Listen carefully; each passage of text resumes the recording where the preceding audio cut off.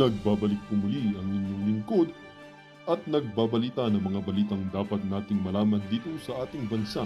Ito ang Balitang Pambansa. Atin ngang matutunghayan sa channel na ito kung ano ang nangyayari sa loob ng ating gobyerno at syempre tumutulong na rin sa ating mga mamamayan na malaman ang katotohanan dahil mayroon tayong karapatan na malaman ang tunay na nangyayari sa ating bansa. Ngunit bago natin panoorin ang balita, huwag niyo pong kakalimutan na mag-subscribe sa ating channel at pindutin ang notification bell para lagi kang maging updated sa ating mga bagong videos na ina-upload araw-araw. At sa ating mga solid viewers naman dyan ay maraming salamat naman po sa walang sawang pagsuporta. At syempre, huwag din pong kakalimutan mag-iwan ng like at i-share ang ating mga videos. At kung mayroon ka naman pang opinion, ang ating comment section ay bukas para sa inyong mga hinaing. Ito na nga mga kaibigan, ating panoorin ang buong video. Salamat po muli and God bless.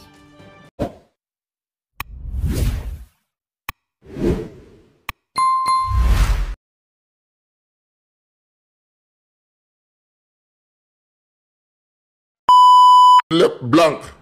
The peddling of such fake news is outrightly malicious and should be condemned as criminal. No page of the 2025 national budget was left unturned before the president signed into law. Manong Bersamin, Tandang Bersamin, alam po ba ninyo ang sinasabi ninyo? Hindi, tanong lang. Noong January 20, alam mo ba ang sinasabi mo? Alam mo ba kung anong namumutawi sa mga labi mo, sa bibig mo? Actually, ito po unang-una. Hugas kamay! Hugas kamay po. Dito muna tayo sa Sala sa Pula. Noong January 20, ang sabi po ni Tandang Bersamin, imposible daw for any funding items to be left blank. Ang inaano po nila, ang pinagduduldulan nila sa ating mga tenga ay sinungaling daw si Pangulong Duterte. At meron po siyang sinabi, kung hindi ako magkakamali, Tandang Bersamin, parang invento, ganon. Ngayon, after 4 days, Sala sa Asul, Palas not responsible for blank items in 2025 BICAM report. Diba? Ang problema natin diyan is hindi kami ang mananagot diyan. Kung meron mang pagkukulang kasi BICAM report yan, alisin natin na consciousness na kami may kinalaman sa mga blank page na sinasabi ninyo. Doon sa after 4 days, doon pa lang siya naimasmasan. Kasi after 4 days, kasi ito po ang nangyari. Ito po ang nangyari mga kareaksyon. Alam nyo na ang nangyari.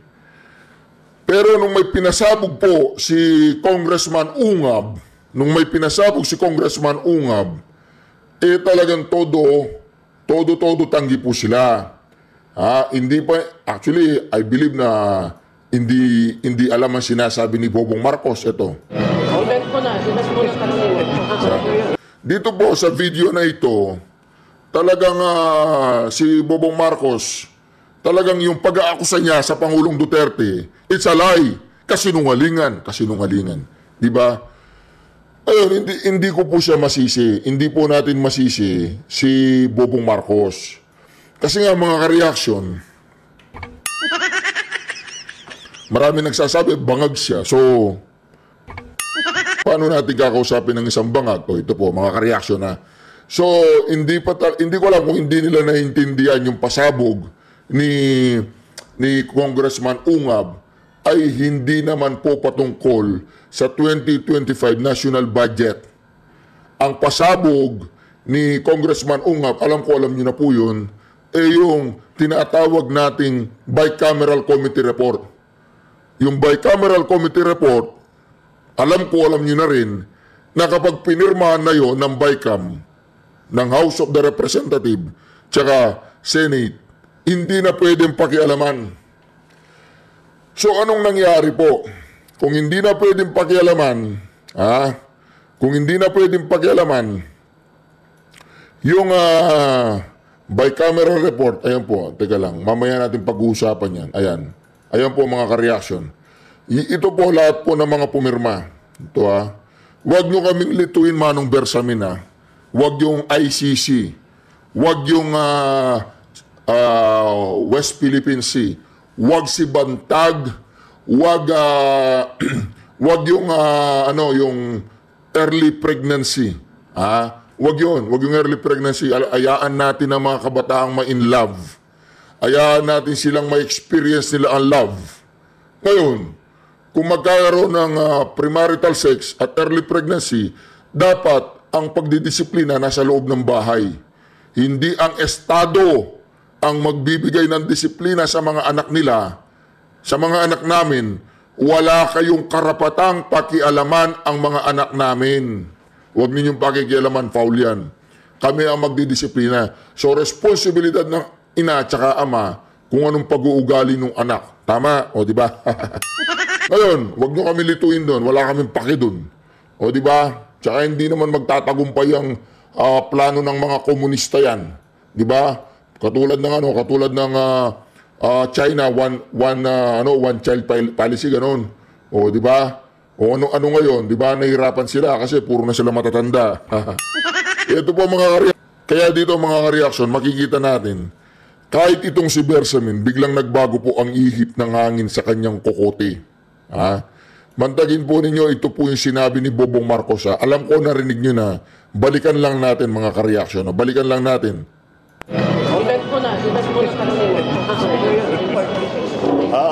Magandang umaga. Good morning everyone. Yes. Sir, kunin lang po namin yung reactions niyo regarding reactions niyo, sir, regarding sa allegation po ni former President Duterte regarding sa blank item. He's lying. He's a president. He knows that you cannot pass a GAA without with a blank. He's lying. Tama sinabi niya. You cannot pass a GAA with a blank portion of it. Pero, bobo nga Hindi naman GAA ang pinag-uusapan. Oy, tanga. Hindi GAA ang pinag-uusapan. Ang pinag-uusapan, bicameral committee report. Okay? Iwanan na natin siya. Punta na tayo ngayon kay Bersamin. Okay, dito, after 4 days, naimasmasa si Bersamin. Nga pala, napakatanga naman ang sagot namin. Bakit? Hindi naman pala yung tinatanong nila Ang tinatanong pala nila yung bicameral committee report Ngayon, paano nila tayo tinatarantado at ginagago? Paano? Palagay ko wala nga silang kinalaman kung sino nag-fill in the blank. Palagay ko wala silang kinalaman kung sino nag-fill in the blank. Yung executive branch, yung president, walang kinalaman. Pero halimbawa, hypothetical lang po to. Halimbawa may kinalaman sila. Halimbawa lang, may kinalaman ang executive kung sino nag-fill in the blank. Kailangan natin panagutin. Kaya nga ngayon, inahanap natin ang mga kawatang yan na kung sino ang nag-fill in the blank. Akala siguro nila mga ka-reaction, akala nila tatantanan natin sila. Akala nila gagawa sila ng mga issue. Akala nila titigil tayo. Palagay ko, nagkakamali po sila. Dahil hindi po natin titigilan ito hanggat hindi po natin titigilan ito hanggat hindi natin napapanagot, hanggat hindi natin nalalaman, hanggat hindi nila sinasabi kung paano nagkaroon ng numero ang bicameral committee. Sabi ni Grace po, hindi, meron kasing technical team yan na sila ang magko-correct at sila ang magpipilap. Sinabi ni ni Mr. Kilay, hindi kasi nasasaad sa batas eh. Na pwede nilang, yung mga technical team pwede nilang punuin eh. Hindi, mali yun. Mali yun. Dapat, doon pa lang sa pirmahan ng mga otorisadong bicameral members o otorisadong budgetary committee, appropriation committee ng isang, let's say, yung Congress tsaka Senado, dapat bago nila pipirmahan yan, kumpleto na yan. Hindi mo pwedeng pirmahan na hindi kumpleto, not unless na talaga ganun ang plano nila, na papadala nila ng blank check ang Malacanang. Halimbawa lang yan, ha? Ngayon, halimbawa kung talagang walang kinalaman si Bersamin, walang kinalaman ng Malacanang, dapat managot ang mga tao na nasa likod ng maanumalyang 2025 national budget. Akala siguro ng bobong administrasyon na to ay nasa 1970 pa tayo. Akala siguro nila panahon pa ng tatay niya ang panahon ngayon. Na noong panahon ng tatay niyang diktador ay kontrolado nila lahat magsimula sa media hanggang na sa mga mahihirap na propagandist na sinasabi nila napakamura ng bigas, magaan ang buhay noon. Di ba? Hindi nila alam. Ngayon, 2000 na, may internet na.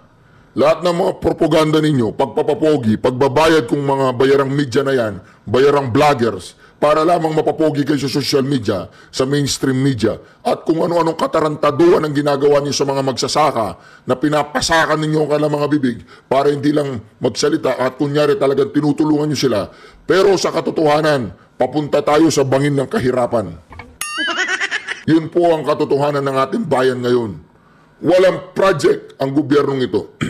Walang masasabi nilang flagship project na katulad ng ginawa ni Pangulong Duterte. Wala. At ang masaklap pa nito, ito yung kinasama ng loob ng ating Vice Presidente.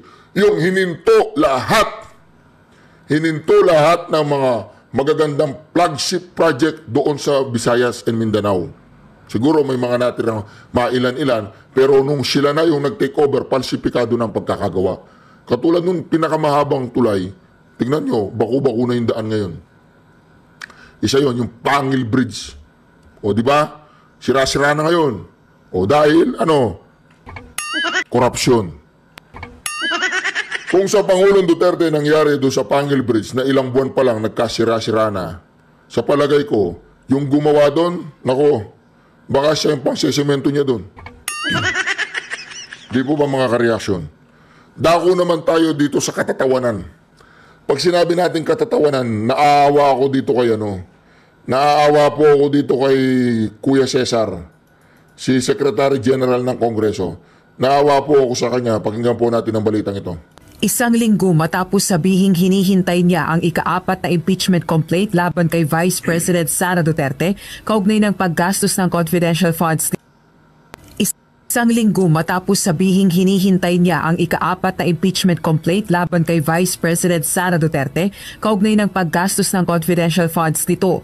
Walang tugon si House Secretary General Reginald Velasco sa araw-araw na pagtatanong ng media, kaugnay ng kahihinatnan ng mga nakabingbing reklamo sa kanyang tanggapan. Sa huling panayam sa House official noong January 14, ang 4th impeachment complaint umano ang hinihintay niya upang maaksyonan na ang mga naunang inihaing reklamo. Pero dismayado na ang ilang endorsers at complainants sa kawalang aksyon ng Office of the Secretary General. 2 linggo na lang kasi ang nalalabi at muling magkakaroon ng break sa sesyon ang Kamara.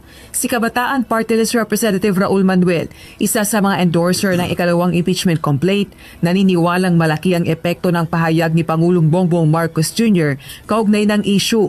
Matatanda ang ipinahayag ni PBBM na pag-aaksaya lamang umano ng oras ang pagsampa ng impeachment complaint laban kay VP Duterte. Ito ay actually disservice sa naunang 3 impeachment complaints. Tingin natin naging crucial factor talaga dito ang remarks ng nakaupong Pangulo. Knowing na yung mga remarks niya ay nakaka-impluwensya dun sa mga colleagues natin sa loob ng Kamara.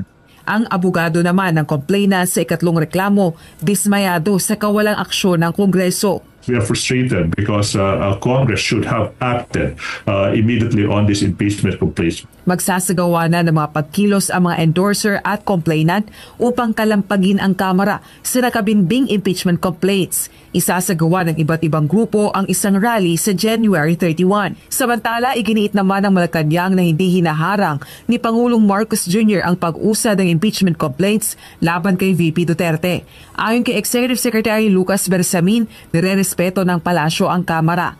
All we were saying, the President was saying to the lower house is, this is my position. But he's not blocking. He's not blocking. He cannot do that. Because it is the discretion of the collective of the lower house. If they decide to initiate, there is no way of preventing that. Dagdag pa ni Tuloy natin ha, magre-react po tayo dito. Napakatinding reaction ang gagawin natin dito. E.S. Bersamin, ang inihayag na pagtutol ni Pangulong Marcos sa impeachment ay pawang opinyon o posisyon lamang nito. Rosa Licuz. Di ba? Ngayon, ang reaction ko po dito mga ka-reaction. Sa January 31, magsasagawa po ng kilos protesta. Ito na po yung kinatatakutan ni Bobong Marcos. Ito na po yung kinatatakutan. Bakit? Magsasagawa po ng kilos protesta. Ayan, ay hindi po yan. Magsasagawa po ng kilos protesta. Ayan po. Ay, sandali lang. Sandali lang. O yan. Ayan, ay. Ang kulit yan. Ito po, ito. Ayan, o. Ngayon, magsasagawa po ng kilos protesta. Ito magkakaroon po ng kilos protesta pro-impeachment naman. Kasi inis na inis po ang balikan muna natin si Executive Secretary anong pangalan nitong Executive Secretary na to? Si Executive Secretary. Isang linggo matapos sabihing hinihintay niya ang ika-4 na impeachment complaint laban kay Vice President Sara Duterte kaugnay ng paggastos ng confidential funds nito.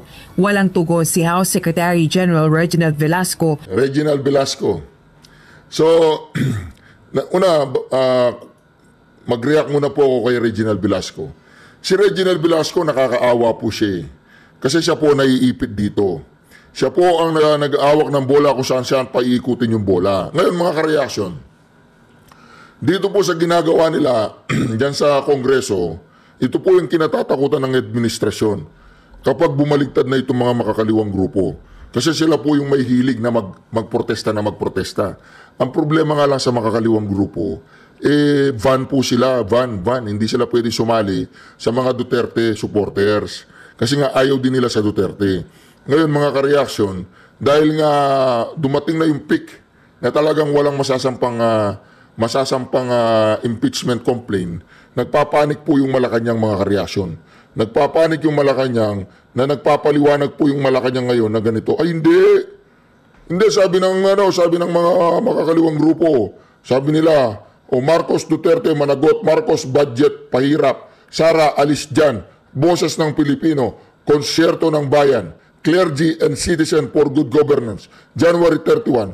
Di ba? Mga dilawan yun So, ibig sabihin, titirahin na yun dalawa.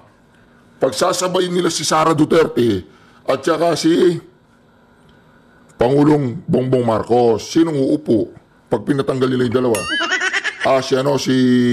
Si Chis Escudero o si Tamba.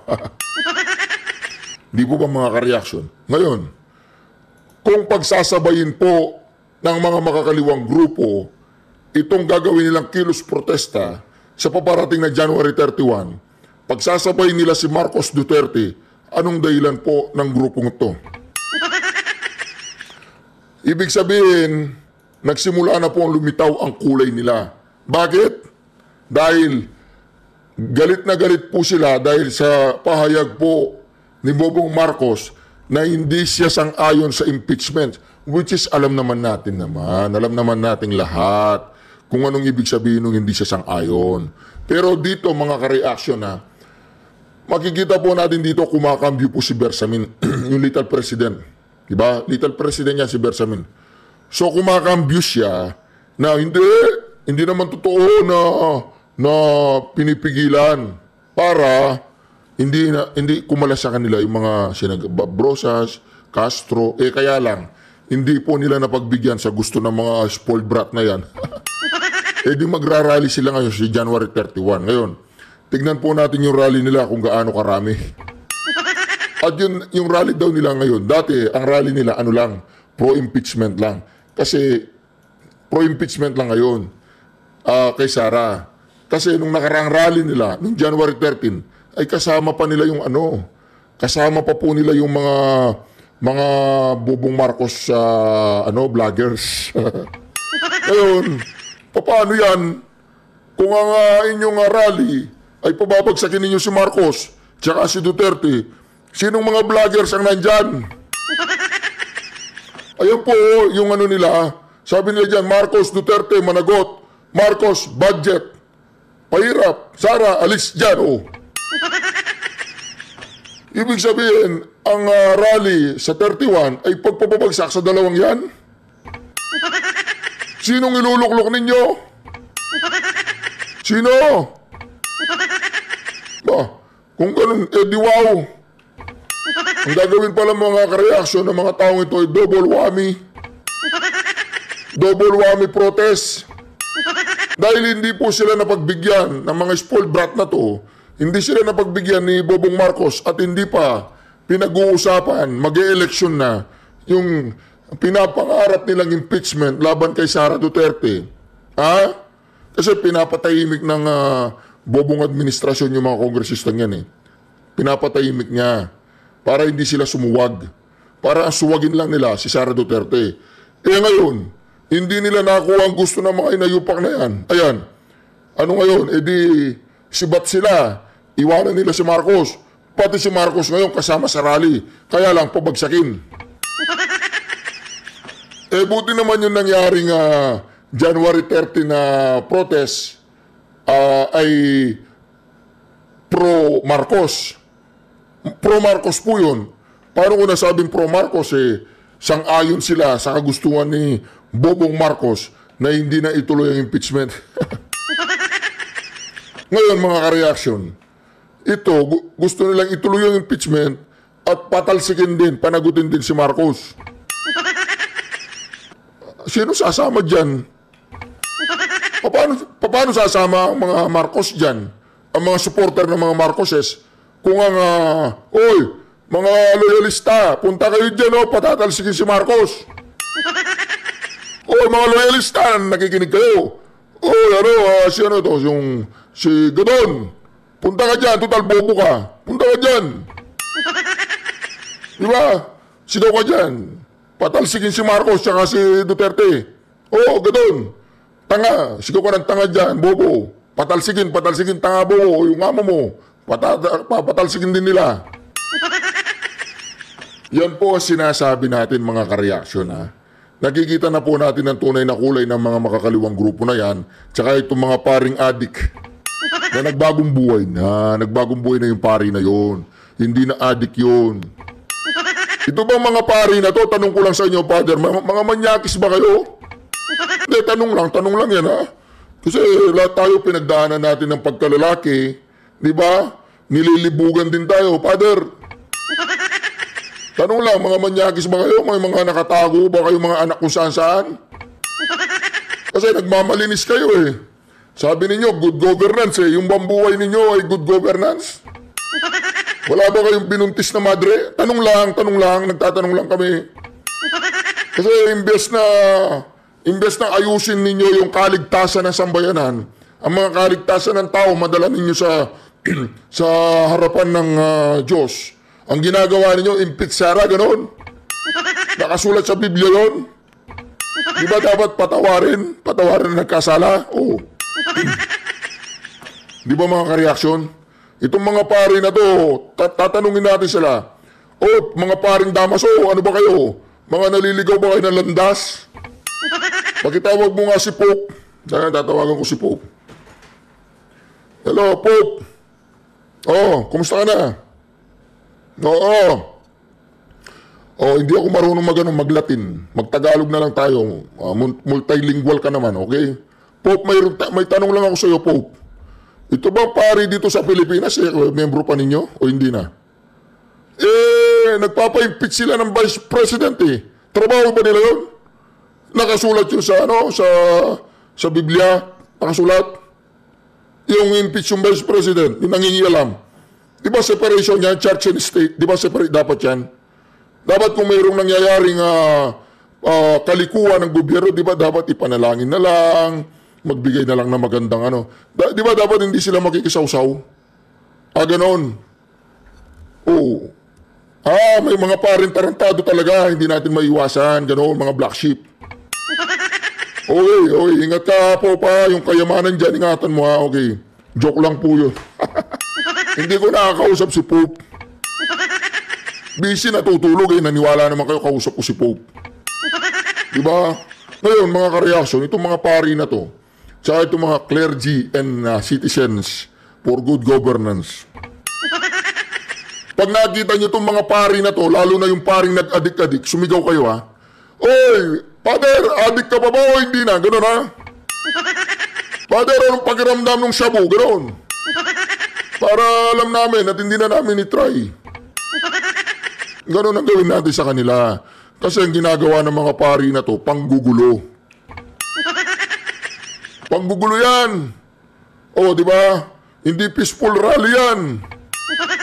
Yung sa iglesia, peaceful, malinis, organisado, nakaputi sila, nakaganon. Ito, mga nakapula yan.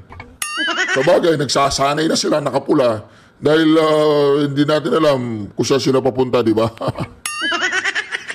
Anyway, mga kareaksyon, nakikita po natin na nangyayari ngayon sa ating bayan, kaguluhan. Kaya yung mga vlogger ng mga loyalista, pumunta kayo dyan sa January 31, ayan. Kasama pala si Marcos ang pababagsakin dyan. Ayan o, Marcos Duterte managot, Marcos budget pahirap, Sara alis dyan. Boses ng Pilipino, konsyerto ng bayan, clergy and citizen.